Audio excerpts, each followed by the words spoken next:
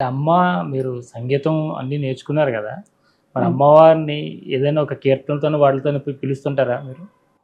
ప్రత్యేకంగా హ్మ్. సరసిజనాభ సోదరి అని అది మాత్రం పాడుతూ ఉంటా. ఈ కాస్త ఒక 2 మనం దాంట్లోకెళ్దాం. అదొకటి, ఇంకొకటి. ఆ 2 పాడండి. అంబవాణి నన్నాదరింపవే, అంబవాణి నన్నాదరింపవే, శంభురారి శౌరి సాహోదరి, అంబవాణి నన్నాదరింపవే. ఇప్పుడు మీరు గురువుగారి దగ్గర ఏదైతే మంత్రం తీసుకొని, వారు చెప్పిన విధానం ప్రకారం అమ్మవారిని మీరు కొలుస్తున్నారో అండి. హ్మ్. అంటే ముందుగా మీరు అమ్మవారిని ఆరాధించేది, అమ్మవారిని ఉపాసన చేసేదానికంటే, ఈ మంత్ర దీక్ష తీసుకున్న తర్వాత, మీరు చేసిన తర్వాత అమ్మవారి రూపాలను ఏ విధంగా దర్శించేవారు? మీ లోపల ఎలాంటి మార్పులొచ్చినాయమ్మ? అంటే నాకు మొదటి నుంచి కూడా సాత్విక స్వభావం అండి. హ్మ్.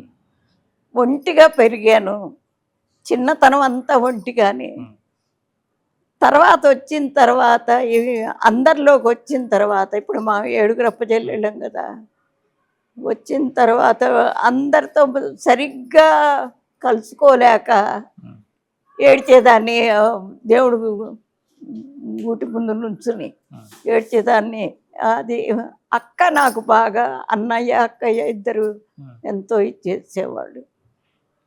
అట్లా చూసుకున్నాను. ఆవిడ ఒక పెద్ద దిక్కు. నాకు ఆవిడ తప్ప ఇంకేది ఎవ్వరు లేరు హ్మ్. అని అనుకునేదాన్ని. హ్మ్. అది. అట్లా కొలిచేదాన్ని. ఏది కావాలన్నా ఏది నేను అడగక్కర్లేదండి. మనసులో అప్పుడు కాదు, ఇప్పుడైనా సరే. హ్మ్. అమ్మవారి స్వప్న దర్శనాలు ఎలా ఉంటాయమ్మా?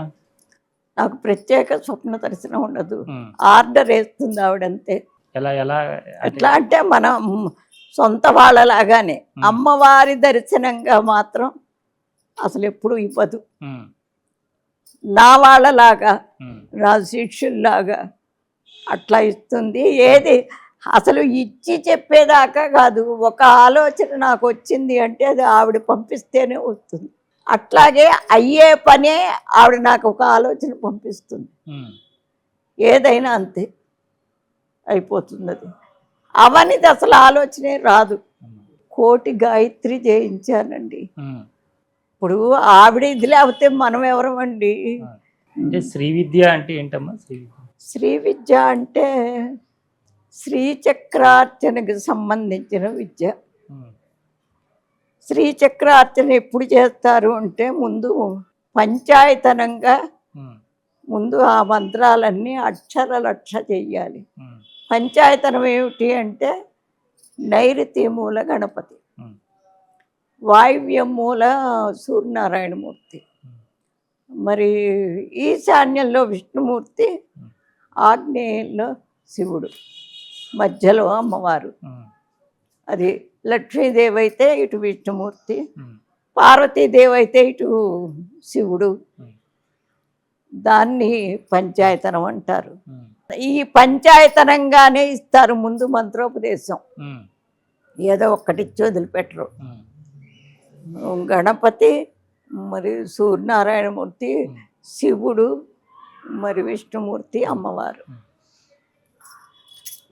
ఆ మంత్రానికి అక్షరాల్ని బట్టి ఎన్ని అక్షరాలు ఉంటాయో హ్మ్. అన్ని లక్షలు చెయ్యాలి. హ్మ్. అన్ని లక్షలు అయిపోయిన తర్వాత తర్పణం వదిలి హ్మ్. అప్పుడు హోమం చేసుకోవాలి. హ్మ్. అది అయిన తర్వాత ఇంకో మంత్రం మొదలు పెడతారు. హ్మ్. ఇది అయిపోయిన తర్వాత అమ్మవారివే ఇంకా 5, 6 మంత్రాలు ఉన్నాయి. హ్మ్. వాటిని కూడా అక్షరలక్ష పూర్తి చేస్తేనే లాస్ట్కి హ్మ్. శ్రీచక్రార్చన నేర్పుతారు. హ్మ్. అది అయిపోయిన తర్వాత ఇంకా మంత్రశాస్త్రం ఏమీ లేదండి. హ్మ్. ఇప్పుడు ఇదంతా దేవుడికి సంబంధించి. ఆ! ఇక విడి మంత్రాలు వైదికం అంటే హ్మ్. పెళ్ళిళ్ళు, పుణ్యావచనలు, హ్మ్. మరి శంకుస్థాపనలు, గృహ ఇవన్నీ వైదికం. హ్మ్.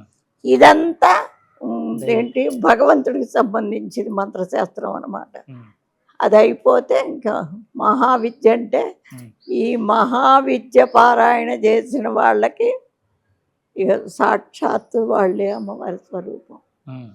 ఇప్పుడు నా దగ్గర ఉన్నారు ఒక ఓ 25-30 మంది శిష్యులు. వాళ్ళకి అన్ని మంత్రాలు ఉపదేశం చేస్తే అట్లా కొంతమంది చేశారు. ఇప్పుడు ఈ చివరికి వచ్చేసరికి ఏమవుతుందంటే వెనకట్లాగా ఆరోగ్యవంతులు కాదండి. అనారోగ్యం ఓటాన ఎక్కువసేపు చేయలేరు, ఎక్కువసేపు హాస్పిటల్ వేసి కూర్చోలేరు.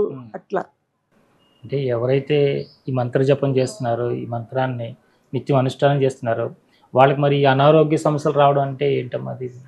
మరి మనం చేసినటువంటి కర్మలు చాలా ఉంటాయండి, పోయిన జన్మల్లో ఉంటాయి.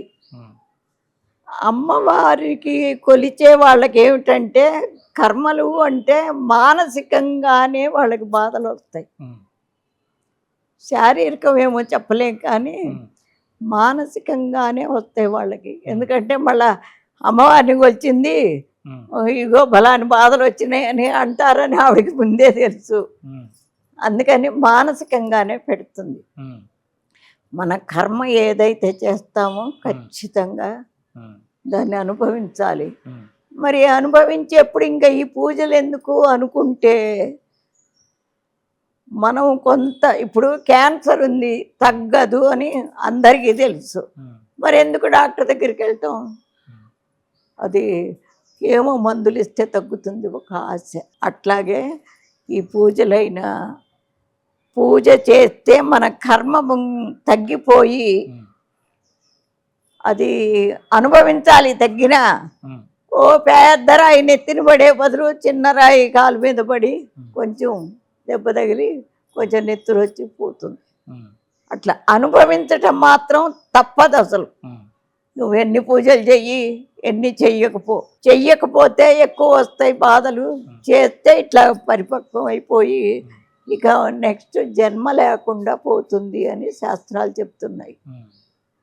అది కూడా వాళ్ళ కర్మానుసారంగా వాళ్ళ పుణ్య ఫలంగానే ఈ మంత్రశాస్త్రం అబ్బుతుంది.